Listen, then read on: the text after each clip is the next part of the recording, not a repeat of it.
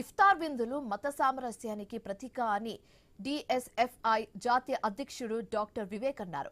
మహబూబాబాద్లో మైబూబియా మసీదులో ముస్లింలకు డాక్టర్ వివేక్ ఇఫ్తార్ విందు ఇచ్చారు. అనంతరం ప్రత్యేక ప్రార్థనలు నిర్వహించారు.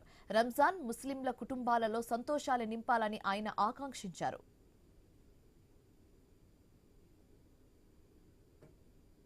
పుణ్యకాలంగా భావించేటువంటి కాలంలో చాలా భక్తి శ్రద్ధలతో వారు అల్లాహ్ను పోలుస్తూ ఉపవాసాలు చేస్తూ యావత్ ప్రపంచం అంతా కూడా శాంతివంతంగా ఉండాలని చెప్పి అనేక విధాలుగా ప్రార్థనలు చేస్తూ ఉంటారు. లాస్ట్ ఇయర్ కూడా నేను రంజాన్ మాసంలో వాళ్ళతో కలిపి ఇఫ్తార్లో పాల్గొన్నాను.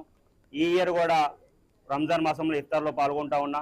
ఇటువంటి అవకాశం మనం వాళ్ళంత నిష్ఠగా ఉండలేకపోయినా కూడా ఈ యొక్క 30 నెలలు వాళ్ళు నిష్ఠగా ఉండి వాళ్ళలో ఒక భాగంగా మనం ఉన్నాం కాబట్టి ఆ పుణ్యం మనకు కూడా దక్కాలని చెప్పి మనందరికీ కూడా షేర్ అవ్వాలని చెప్పి భగవంతుని ప్రార్థిస్తూ ఉన్నా.